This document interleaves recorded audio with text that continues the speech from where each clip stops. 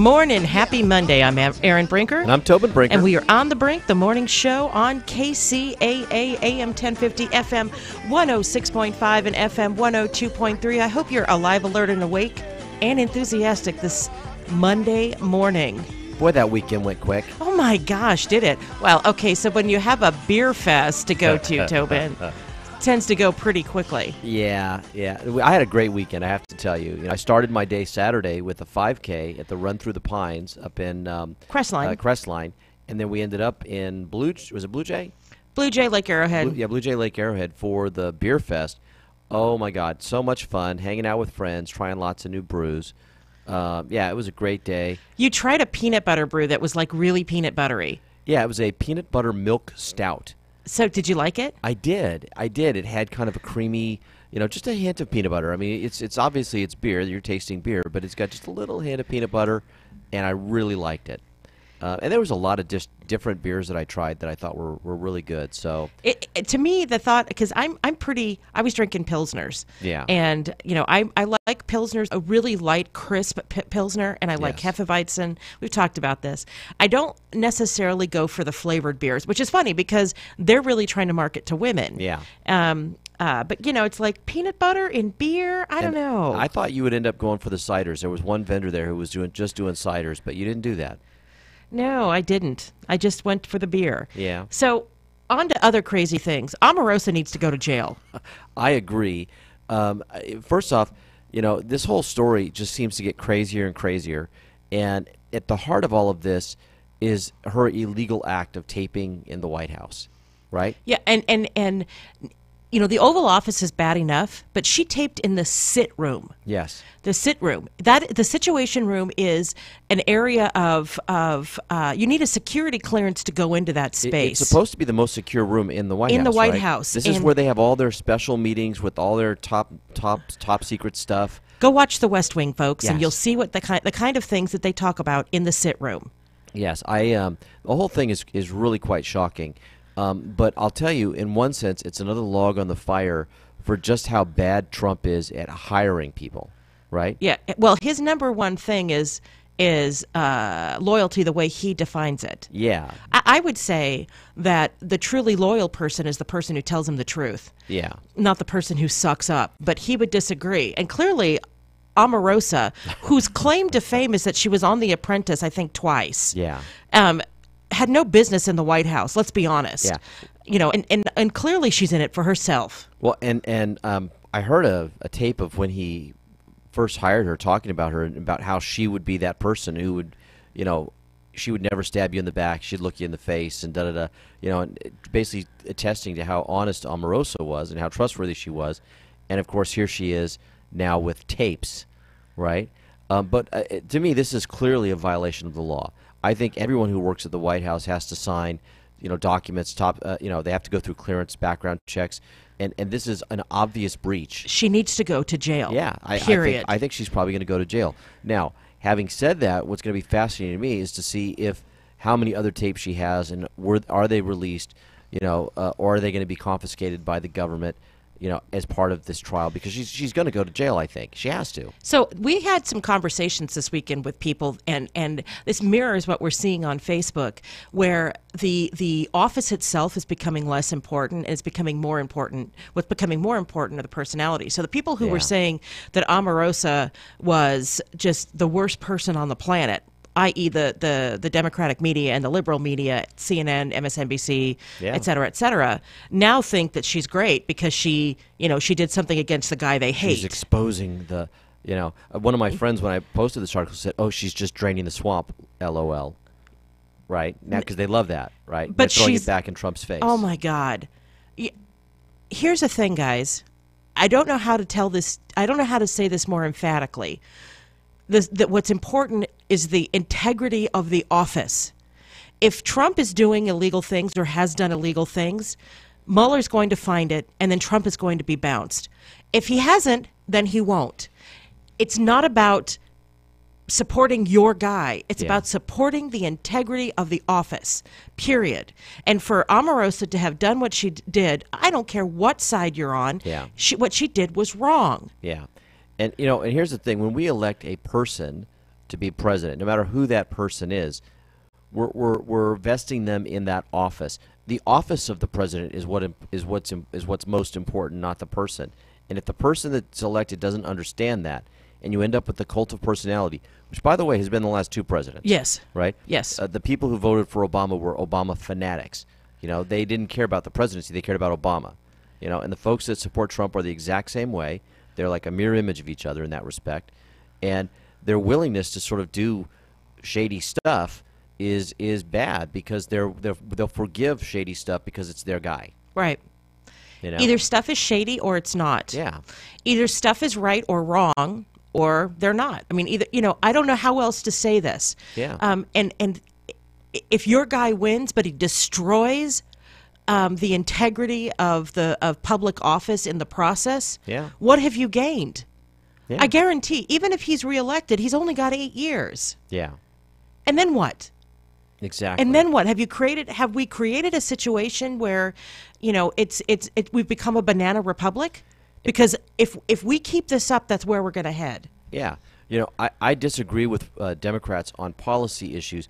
I don't think they're evil. And the way that we're trying to make out like if the other side gets control, it's evil, this is part of that cult of personality. This is how you break down the system. We need to have the ability to have a peaceful transfer of power, you know, when we have elections and the other side wins. It happens all the time, and it's the way the system is supposed to work. Here's the thing, guys. And unfortunately, you know, I don't know what's happened to history education. It's been deemed unimportant, apparently, because nobody seems to know it. But the idea of this peaceful transfer of power consistently happening over centuries is really a novelty. In the history of the world, it's happened very rarely. Yes. You know, there's a reason why Game of Thrones, the show, resonates, because English kings and queens slaughtered each other. Yeah. Roman kings and queens, as you talked about, Tobin. Yeah, in the emperors during the Roman Empire, the most common way to get to the throne, to become the boss, was to kill the guy in front of you, right? And so you don't want that kind of a system. We are a government of laws, not of men, right? And the laws have to be the most important thing because the men will change, right? Yes. The men will change. You'll have somebody else in that seat eventually, and you need to protect the system, protect the laws, and the Constitution is the top law, right? That's the law that guides them all. So please take a step back. Do not allow yourself to be manipulated. Think about the entire republic and not just your guy. Yeah. Now, do I think that Marxism is a real threat to the United States? I do. But a house divided cannot stand. Yeah. So make sure that you fight against people who want to take office. So, like, Bernie Sanders, I think, would be dangerous to the United States. Work very hard but did not get him elected. But what does that mean? That means you pound the pavement, meaning you knock on doors, and it means you show up to vote. Yeah. That's what it means. Yeah. And the sad thing is the vast majority of people are in this sort of soft center who recognize the extremism on both sides is wrong. But a lot of these people are just sort of turned off by the ugliness of politics, so they don't vote. And the largest number, if there were more people that could have voted that didn't vote than that actually voted for Hillary and or Trump in the last election, right? I mean, so if all those people in the soft center spoke up and actually demanded moderate centrist candidates that weren't these wild extremes, we would have a much better government. But these folks have been sort of cowed into not voting because the extremists have sort of taken over the system. So we have the power; they do not. Yeah. You know, and for those, and we talked about this on Friday. For those of you, especially young people, who will go and carry a sign and scream at people on the street, but not show up to the polls, I have no sympathy for you. Yeah. You are wasting your breath and wasting my time. Show up to the polls. Having said that, now it's time for a break. I'm Erin Brinker. And I'm Tobin Brinker. We'll be right back. If you're looking for a full or part-time sales position and you have radio, TV, or print media experience, KCAA has a great opportunity waiting for you that pays the highest commissions in the market. KCAA is the only station in the IE that broadcasts on 3 frequencies, so advertisers receive 3 ads for 1 low rate. This makes KCAA a must-buy for every local business. If you're interested in a sales position with us, email CEO@kcaaradio.com. The Tri-City Shopping Center in Redlands is serving up some really cool ice cream at La Micho Acana. Then get your chocolates and other delights from C's Candies. Moms and future moms who visit the mall can cool off and relax while they get treated like royalty at Shiny Nails or Francis Nails and then pampered at Texture Hair. The Tri-City Center is filled with retailers who care about you. Shop at the Tri-City Center in Redlands and see why they call it the Mall with a Heart. For several years, KCAA has been marketing the Youngevity brand of nutritional and personal care products. Our experience with Youngevity has been 100% positive, so we are pleased to recommend them to you. Regarding nutritional supplements, we recommend Pollen Burst in the berry flavor and Tangy Tangerine 2.0 in the tablet form. For regularity issues, we recommend 3-Day Cleanse, and for personal care, we recommend Morning Hydration Cream. You can shop online for Youngevity at www.kcaateam.com, or you can order by phone by calling 800-982-3197 and tell customer support that you are part of the KCAA team. Youngevity is an American company based in San Diego. Call Youngevity at 800-982-3197 and ask about monthly auto ship that allows you to buy Youngevity products at wholesale prices. That number again, 800-982-3197. Look around your office. Is it time to change things up? Start a new home office or reorganize your professional office space? Visit Office Furniture Outlet in Corona and you'll feel great. With a huge inventory of both new and pre-owned office furniture, you can buy, sell, or even trade to get the job done. Office Furniture Outlet in Corona will get you looking and feeling good, and that simply means success and great business results. From executive office collections to home office options, you can find exactly what you need at an affordable price. Office Furniture Outlet. They have desk selections that range from modern and contemporary to traditional and elegant. With a large selection of sizes, finishes, and styles, you can design an office just the way you need it. An office you can be proud of. The Office Furniture Outlet in Corona is just south of the 91 freeway in McKinley at 284 DuPont Street, or visit ofousa.com. That's ofousa.com for the Office Furniture Outlet in Corona today. Broadcasting more local radio programs than any other station in California. We are KCAA.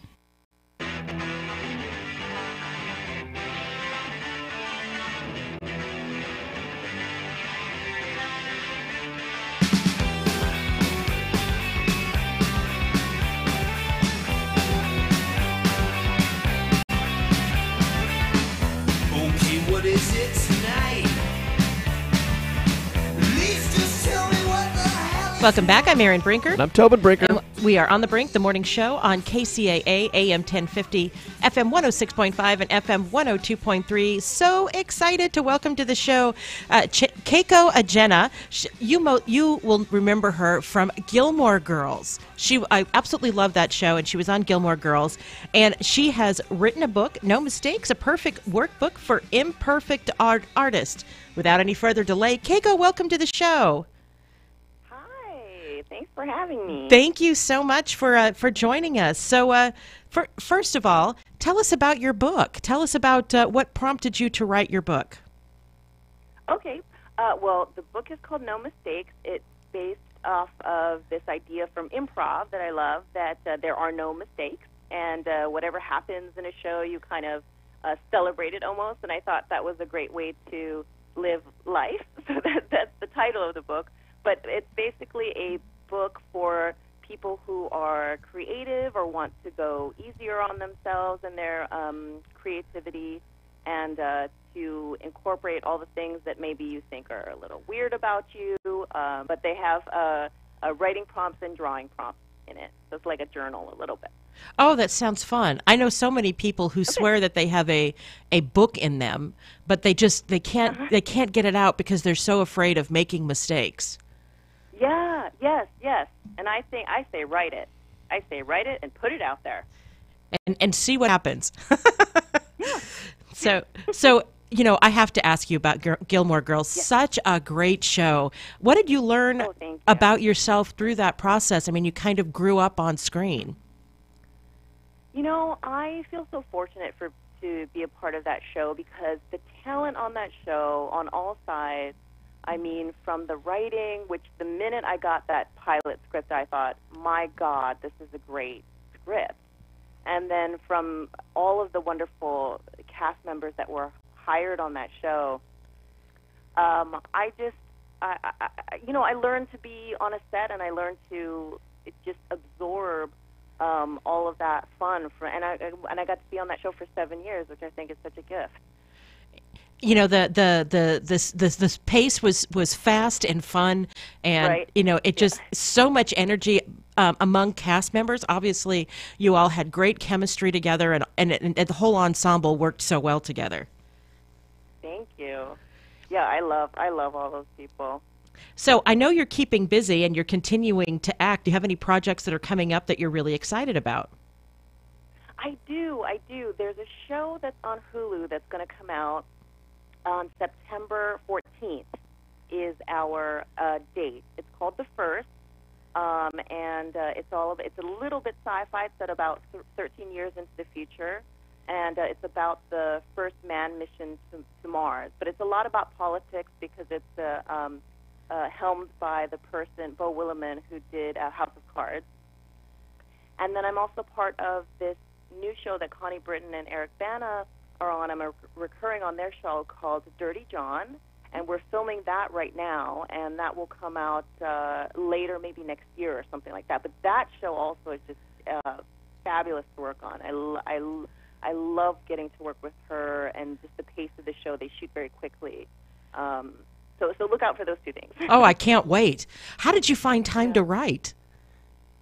Oh, well, this is sort of the tail end of a 2-year kind of project that really started with the artwork, because I drew first, and then because I was on a podcast, I got in touch with someone at Penguin Random House who heard that I might be interested in doing a book that was strictly a drawing book, and then it developed into this kind of a workbook. And so, and then within the pocket, there are definitely times to write over the course of the 2 years. I write and edit and et cetera. So are you a painter? Are you an artist?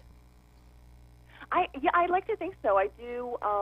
I do some graphite, but a lot of it is just fine line pen work, and then I'll use ink, fountain pen ink, and some latex white paint and water, and just kind of those few things. I make some artwork. Wow. So I am curious about. I mean, you know, it's kind of any artist will tell you that putting your art out there is like standing naked in front of the world and, having people judge you. Do you, did I imagine that the exercises in this workbook are things that you've probably done yourself for a while to give yourself space to create. Is that correct? Yes, absolutely. And I totally agree that it is a challenge. And I think one of the things that I find very useful personally, too, is that when you have something that's very precious and kind of new, sometimes it's good to show it to those people who are kind of like your cheerleaders, because I think that there are, you need both in your life. You need cheerleaders, the people who just kind of love you and will support you when everything is very new, and then later on you can have people that are like coaches or critics to kind of come in and do like the editor's eye on your work. But especially if it's the beginning or if you're in a very vulnerable place, I think it's great to find those good friends that just love you, like love everything that you do, and kind of process your work through that way a little bit. Have you found the creative process to be cathartic? Oh, definitely. I don't know how it is for everyone, but I kind of need to do it. I think sometimes art is so challenging that there's a part of people who, especially if you're trying to make money at it, that there's this drive in you that it kind of needs to be expressed. I think that that's true for a lot of people, whether you're getting quote unquote, if you're quote unquote a professional and you're getting paid for it, or if you just have to have that out in the world. And I think that's so valuable. Now, I know that you are from the most beautiful place on the planet, which is Hawaii. Does location? Do you find inspiration in the landscape where you're from, and whether you're in California or you're wherever you are, or in Hawaii? Do you get inspiration from your surroundings? I think I do, even if it's not in the forefront of my mind. I think we all kind of absorb a place just from being there. I think from the people also. I know that when I go, because I live in Los Angeles now, but when I go home to Hawaii, there's just sort of, I love Los Angeles, but when I go home, there's sort of like a weight that just comes off my shoulders, and it's a completely different vibe. And I'm sure that when I create there, it has a different feeling to it. And then my family is there too, so I think that probably influences me a lot. It's just the space, visually, but also just the people that are in my life, I think, play a big It's just part easy. How it goes, yeah. So, do you have a favorite spot in Hawaii that you like going to refresh and rejuvenate? If you don't mind sharing that with our listeners. Well, this is not, I don't know that people will have access to it because it's my sister's house. Oh. On Oahu, so don't go there. Don't look her up. But that's really also because they have access to a amazing, I don't know his name, but he's an amazing massage therapist. So I'll be honest, my favorite thing is going over to their house, getting a little massage in the living room. He comes over and does little quick massages, and that is like, and they cook too. Oh, so, that's awesome. I'm kind of spoiled, I think. I thought you were going to say there's this trail on Cam Highway that is, nope. I know, I wish I had a better, go to the Poly Lookout. That's beautiful too. Poly Indeed. Lookout is gorgeous as well. So is your book available today? Did it drop today or this week? Yes, it dropped on the 7th, so it is out now. You can get it. Please do. You can grab it on Amazon or Barnes & Noble or anywhere books are available. It's called No Mistakes, and if you look under that and my name, you should be able to find it. Well, Keiko, thank you so much for joining us today. This is so exciting, and I'm really glad that you created this and because you give people permission to just explore and see where it takes them. Yes. Definitely. So, Keiko Agena, thank you so much. And is it Agena or Agena? It's Agena. Agena. I didn't want to say anything I'm earlier. sorry. Agena, that's okay. So, Keiko Agena, my bad. Yes. The book is No Mistakes, a perfect workbook for imperfect artists. Get out there and get that today. Thank you so much for joining us. Thank you. So, with that, it's time for a break. I'm Erin Brinker. And I'm Tobin Brinker. And we are on the Brink, the morning show on KCAA. We'll be right back. KCAA Loma Linda, 1050 AM, K292FQ Riverside, and K293CF Moreno Valley. NBC News Radio, I'm Lisa Carter. Omarosa is out with another recording, this one of a conversation she had with President Trump after being fired. Omarosa, what's going on? I just saw on the news that you're thinking about leaving. What happened? General Kelly came to me and said that you guys wanted me to leave. No, nobody even told me about it. Nobody, Wow. They run a big operation, but I didn't know it. The conversation came not long after the former White House aide was fired by Chief of Staff John Kelly. She released a recording over the weekend of the actual firing, which happened in the Situation Room. In a statement, Press Secretary Sarah Sanders said the very idea a staff member would sneak a recording device into the Situation Room shows a blatant disregard for the country's national security. And the FBI has recovered the flight data recorder and parts of the cockpit voice recorder from the plane an airport worker stole and crashed near Seattle on Friday. Lisa Carter, NBC News Radio. It's time for traffic on KCAA. I'm Erin Brinker. In the Cajon Pass on the 15 southbound at Oak Hill Road, a crash has been cleared from the roadway. Stop-and-go traffic is still backed up from Joshua Street. Traffic remains slow down to Kenwood Avenue. In Riverside on the 91 westbound at Tyler Street, a wreck has been cleared from lanes. Slow traffic is backed up from Adams. And in Lake Elsinore on the 15 northbound at Lake Street, a crash is in the center divider. Slow traffic is backed up from Central Avenue. This has been your traffic report on KCAA. We are the stations that leave no listener behind. I'm Erin Brinker. From the KCAA Weather Center, I'm Alvin, Washington. Sunny and hot this morning, day high of 94. This evening, clear and slightly windy, low of 70. Sunny, windy on Tuesday, 95 the high, mostly clear Tuesday night. I'm Alvin, Washington, broadcasting live from the Tri-City Center at the 10 and 210 freeways. We are the Trifecta Talk in Southern California, KCAA, 102.3 FM, Riverside, 106.5 FM, Redlands, and the Legacy, 1050 AM, Loma Linda, San Bernardino.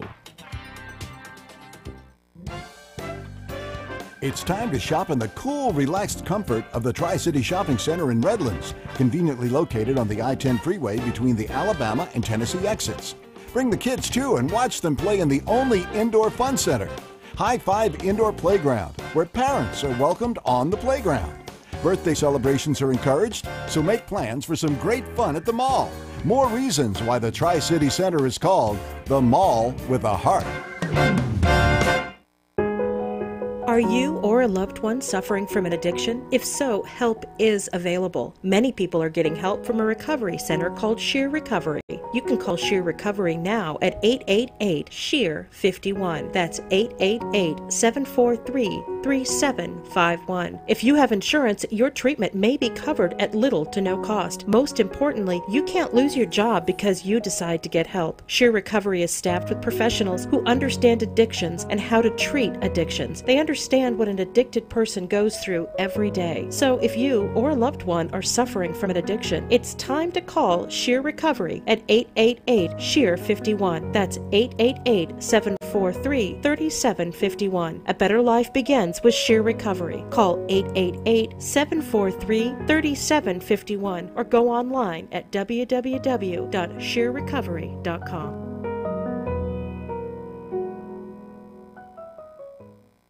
Drivers, when it's time to visit the DMV, avoid the long lines and save time by calling toll-free 833-DMV-LINE. That's 833-DMV-5463.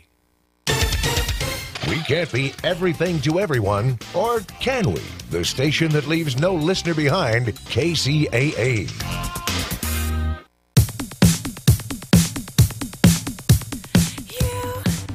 Welcome back. I'm Marion Brinker. And I'm Tobin Brinker. And we are on the Brink, the morning show on KCAA, AM 1050, FM 106.5, and FM 102.3. So apparently the Unite the Right rally was kind of a fizzle, except for Antifa, who seemed to go after some reporters. Yeah, so for those of you who don't know, the Unite the Right rally is a bunch of white supremacists, right?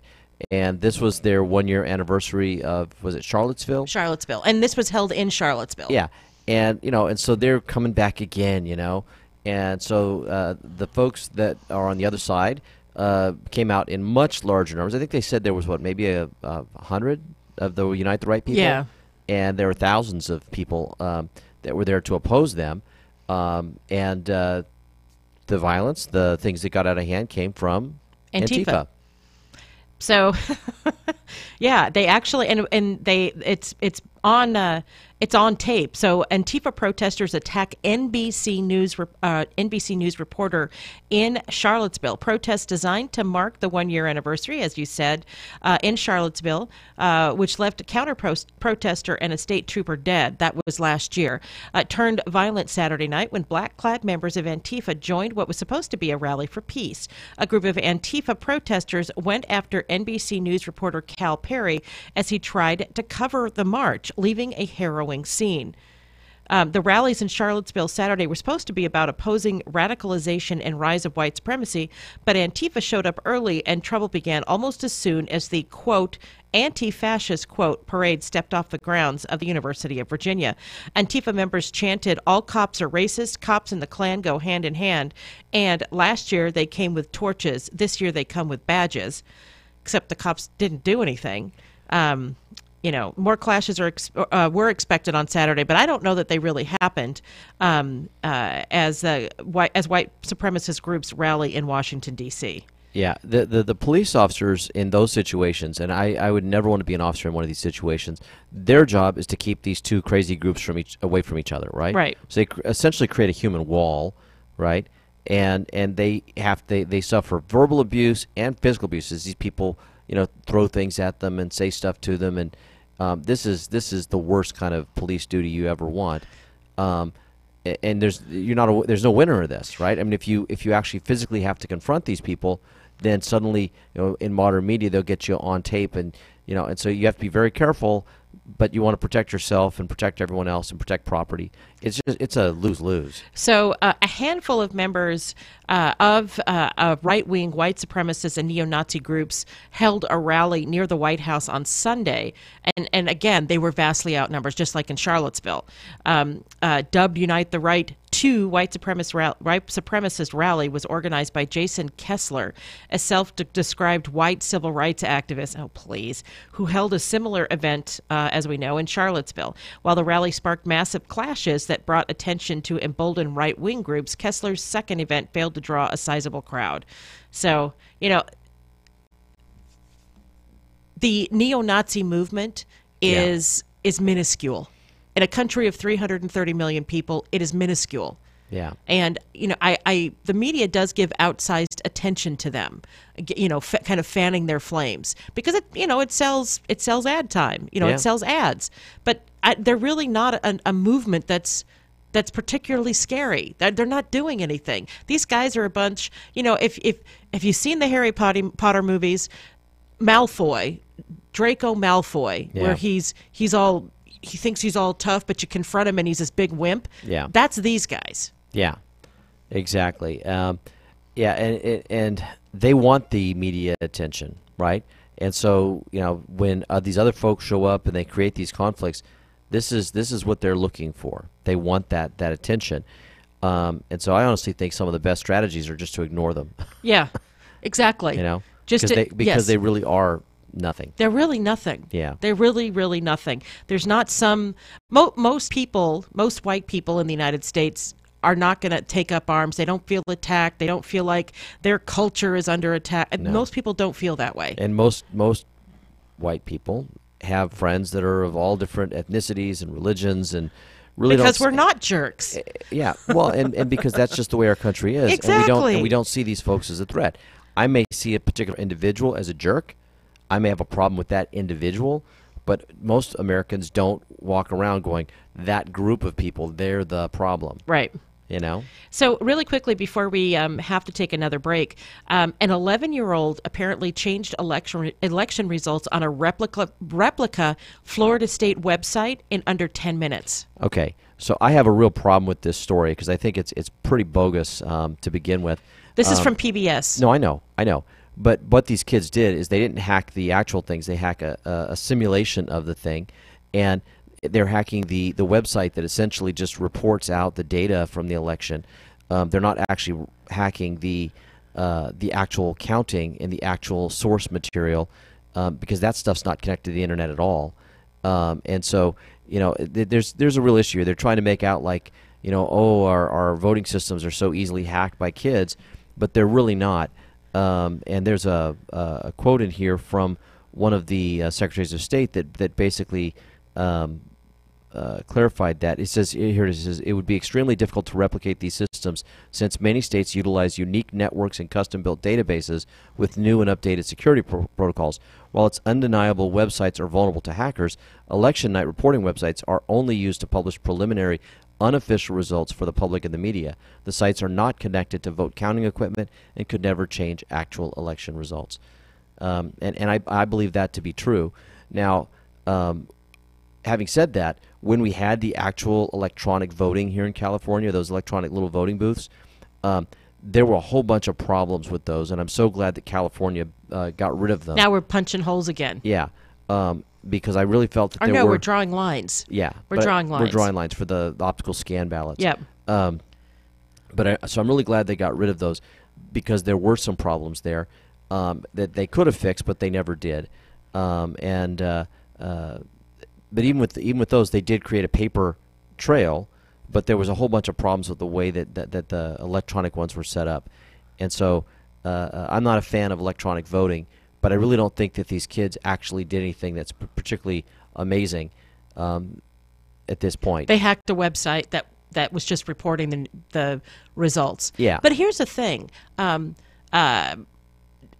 If election results, if they've been hacked, does it? I could see how the population in the United States would see that if the reporting is hacked, that must mean there's a problem with the official numbers, and they could jump to conclusions that they shouldn't jump to, and still think that an election was stolen or that stuff happened, and so an uninformed population can really take this the wrong way. Yes, and here's the other thing too: the optical scan ballots. They have to program before the election so that they know exactly which candidate's on which line and how to count them and all this so that it goes into the computer properly. And sometimes those things get improperly coded. And so the very first election that I was in for the Colton School Board back in 2001, on election night, I was ahead by 150 votes or something like that. It was, a very comfortable margin. And then the next day they announced that there had been a problem with one of the 3 machines that they were using to scan, that it had been improperly coded. And they had to go back and rescan them all. Right now, the good news is they still had all the ballots, and they could rescan them, so the hard data of who voted for who is still there. But once they realized the problem, they rescanned them, and I ended up winning by only 11 votes. And there were some people who won on election night who ended up losing a week later when they had finished all the rescans. Oh, that's so not okay. Right, and that really undermines people's faith in the election process when stuff like that happens. So, yeah. Voting and elections, they're not perfect, but I like that we have paper ballots where you have a hard evidence that you can go back and recount and make sure you got it right, even if you were, if you're relying on machines to scan or whatever. There's other ways to double check and make sure that the election wasn't stolen. Exactly. So let's go ahead and take a break. We've got a big topic coming on the other side. I'm Erin Brinker. And I'm Tobin Brinker. And we are On the Brink, the morning show on KCAA. We'll be right back. Are you having trouble sleeping? Are you always tired and worn out? Is it affecting your work and personal life? Well, South Pacific Sleep Lab can help you out. South Pacific Sleep Lab provides a personal study of your sleep patterns. With their trained specialists, they will diagnose your sleep habits and will give you a prognosis for getting a great relaxing night of sleep. South Pacific Sleep Lab has locations throughout Southern California, including Fontana, and will provide transportation to any of their locations at no cost to you. To find out more, give them a call at 844-SAD-5050. That's 844-SAD-5050. South Pacific Sleep Lab. Start resting easy and sleeping sound today. If you're suffering from aches and pains, it's time to try Arbo Vitae Health and Wellness Dietary Supplement. Arbo Vitae contains pycnogenol, the most powerful, natural anti-inflammatory and antioxidant available, which is nature's way to support the immune system. Let Arbo Vitae help your body restore itself today. To order Arbo Vitae online, go to ARBORVITAEUS.com. To order by phone, call 800-570-0433. That number again, 800-570-0433.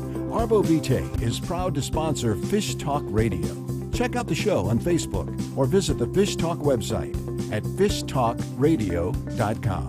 The first caller will receive a 30-day supply of Arbo Vitae with no obligation, so call now, 800-570-0433. Wet n Wild Palm Springs is the one where you get big water park fun.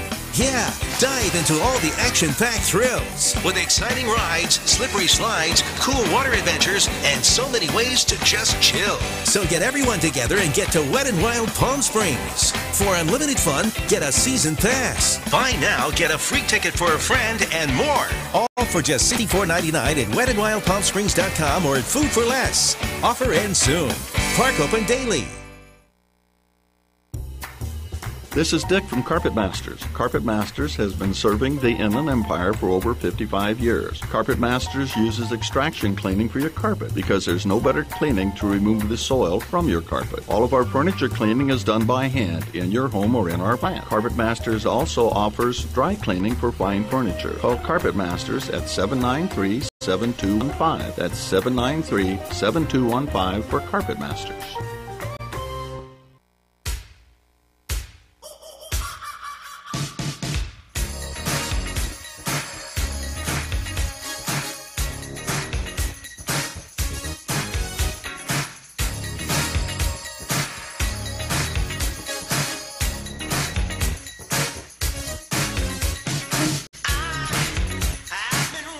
Welcome back. I'm Erin Brinker. And I'm Tobin Brinker. And we are on The Brink, the morning show on KCAA AM 1050, FM 106.5, and FM 102.3. So there's a story out of Los Angeles that if this doesn't make your blood boil, I don't know what would. Okay, so the new LAPD chief, Michael Moore, turns out that he got a $1.27 million payout from the city through a program called the DROP program, which we've talked about in the past, which is a pension, a deferred retirement option plan for their pensions.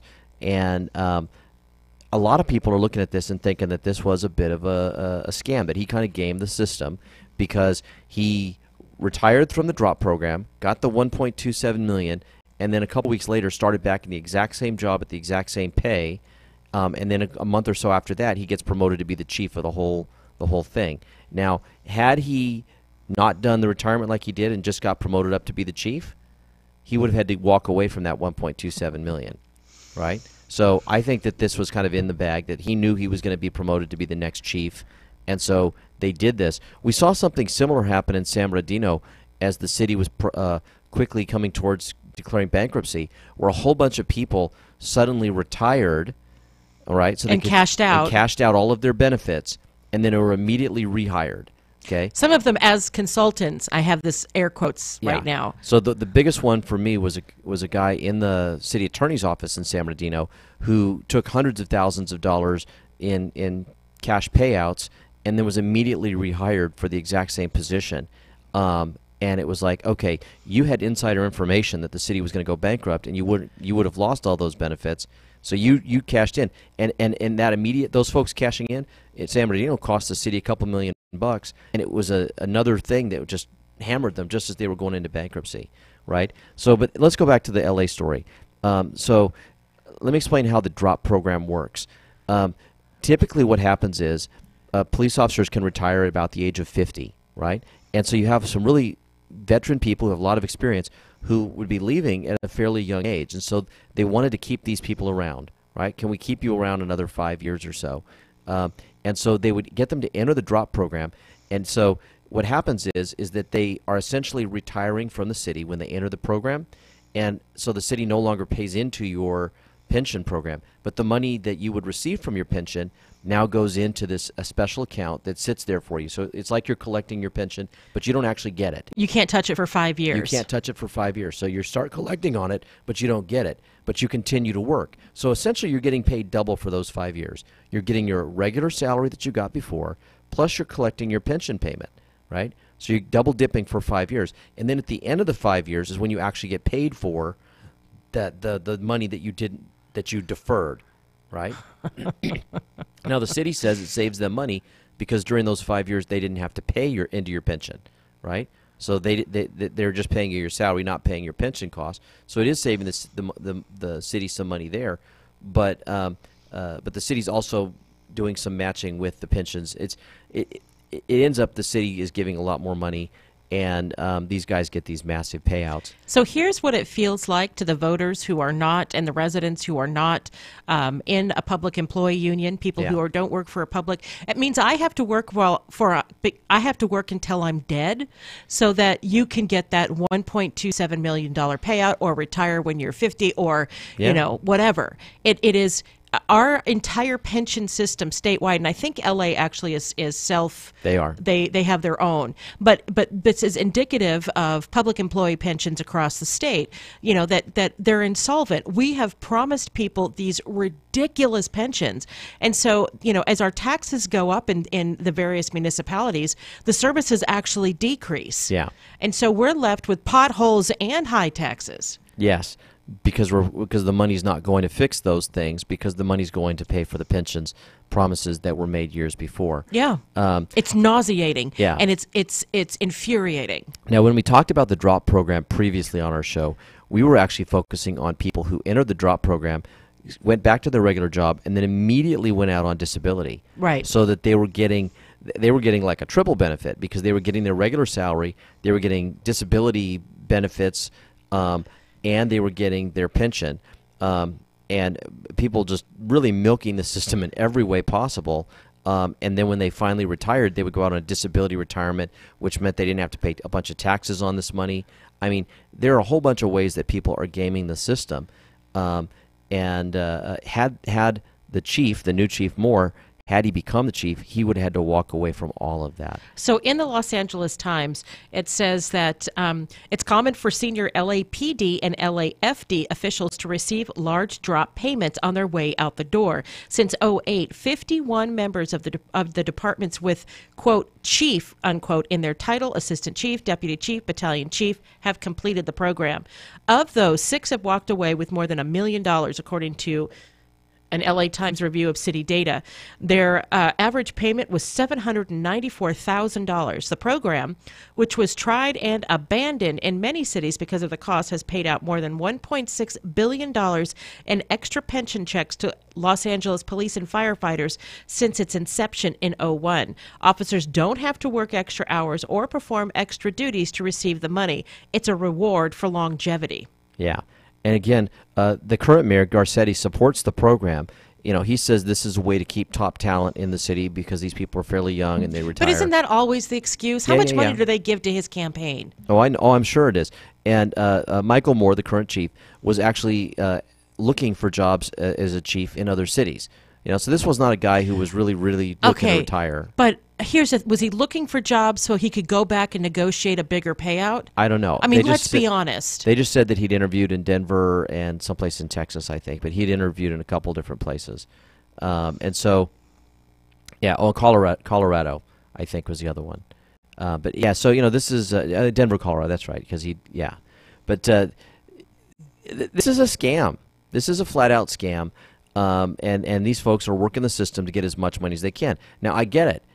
You know, people do that. That's, you know, but for the taxpayer, should be putting pressure on the elected officials to change the rules, to change the system so that people can't do this kind of stuff.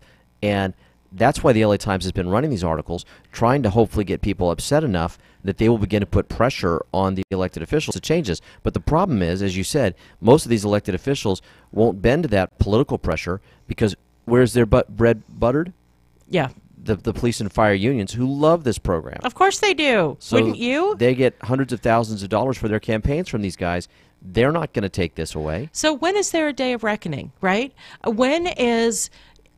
You know, when you think about taxes in the state of California, you know, people tend to, we've talked about this, people tend to look at, well, the gas tax isn't that much. Well, this tax isn't that much. Or that tax isn't that much. But then totality, state, city, county, you know, all of the different levels, piling on the taxes, you get to a point where you're like, I can't do this anymore. Yeah. So that actually gets us to the final quote from the chief here, which I found kind of ridiculous. You know, he talks about how this would have been a difficult decision about, you know, if he'd had to not take the money or take the job or whatever. And he says, if I had been forced to decide, it would have been a very difficult decision to make. I have a family to support. Oh, please. 1.27 million. 1.27 million. Yeah. He's struggling to support his family. And this is a guy whose regular salary is probably close to $300,000, $200,000, something like that a year. Yeah, poverty sucks, doesn't it? And he's got to make a tough decision about supporting his family. No, this is a very wealthy man, right? And he is now much more wealthy. And he's now got a contract as the chief of the police department. And it looks like he did this, you know, on purpose. He did it like our kids would say when they were little, on purpose. Yeah. On purpose. Yeah. He wanted the best of both worlds. So he wanted at the job what and the point money. are we going to have a tax revolt in this state? I mean, people have already left in droves. And so, you know, at what point do Californians say enough? Well, I'm wondering, you know, this November they've got this Proposition 6 on the ballot, right, which is to repeal the gas tax. And part of the repeal would require that any future increase of the gas tax would require a vote of the people, right? That they would have to come to us and say, hey, here's why we need to increase the gas tax and get our support. And that's what originally Governor Brown had said, right, when he ran for office. I won't raise your taxes without going to a vote of the people. But, of course, now that he's term limited out and didn't have to, you know, go back to the people for anything, he helped them to jam through this massive increase in the gas tax. I think that people are frustrated. I think we'll see it in November. The Republicans, I know, are counting on it as a way to what's the word I'm looking for? To try to moderate the Democrats, because the Democrats have gone crazy in terms of the tax and spend policies in the state. So, and then you add on top of that, to segue into the next topic, California's bullet train is 11 years behind schedule. Only 11 years? 11 years behind schedule. You've got to be kidding me. Southern California Democrats have said few, if any, critical words about the state rail authority's decision in 2016 to drop LA as the starting point of the first segment of the statewide bullet train. Rail officials announced at the time they would instead invest in the vast majority of available money to begin building from the Central Valley to the Bay Area. Representative Alan Lowenthal from Long Beach broached the topic at a House Rail Committee hearing on Thursday, asking state officials and other witnesses how he can justify the project to his constituents. What do I tell people in Los Angeles? Said Lowenthal, the former chairman of the state Senate Transportation Committee. We talk about the rail's benefits to Silicon Valley and the Central Valley, but when are we going to see things going on in LA? We are the population center. Under California's high-speed rail authority plans, it is providing more than $700 million to install electric power system for the Bay Area's Caltrain commuter system and another $400 million for a downtown San Francisco station, along with other much bigger investments that will flow through Santa Clara County. That investment dwarfs the spending so far in California. Wow. So they are $77 billion project has more than doubled in cost and is more than 11 years behind schedule. Yeah, that vote of no confidence on those guys, right? Boot them all out. That money should have been shifted. This is the ballot measure we should all be voting on, to take the money away from the train and spend it on fixing our water resources, our water infrastructure. Yep. Right? And we've dealt with the drought. We're seeing the heat. We saw the dam begin to crumble last year. Let's fix that. Let's fix things that really affect people's lives. So I kind of understand the desire to have a train from the Central Valley to the Bay Area because it's so ridiculously wicked expensive. Yeah. I talked to somebody who just moved from the San Jose area, and he knew of a guy who was spending $1,400 a month to live in a tent in somebody's backyard. Wow. In Mountain View. So I understand that there's not enough housing, and what they do have, it's horribly expensive, and so they want a train. But 11 years behind? Yeah. What the hell? So I think I'm done. The state, it just can't seem to do anything. No, it's incompetence and corruption and you name it. You name it. So with that, we're at the end of our show for today. Have a great day, everyone. I'm Erin Brinker. And I'm Tobin Brinker. And we will see you tomorrow. We are On the Brink, the morning show on KCAA.